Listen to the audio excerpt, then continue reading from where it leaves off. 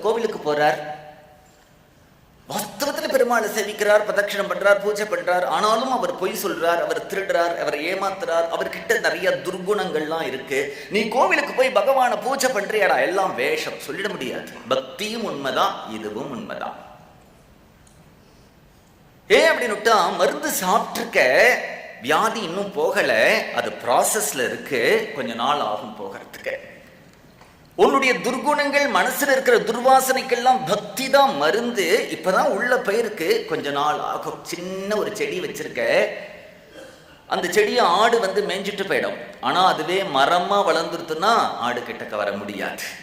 இந்த பக்தியை முதல்ல நீ பண்ணும்பொழுது மெக்கானிக்கலா பண்ற இல்லையா, மெக்கானிக்கலா பண்றதோட இன்னொன்னு சேர்ந்து ஒண்ணு பண்ணு, ஸ்ரத்தையா பண்ணு. ஸ்ரத்தையா பண்ணு, நம்பிக்கையோட பண்ணு.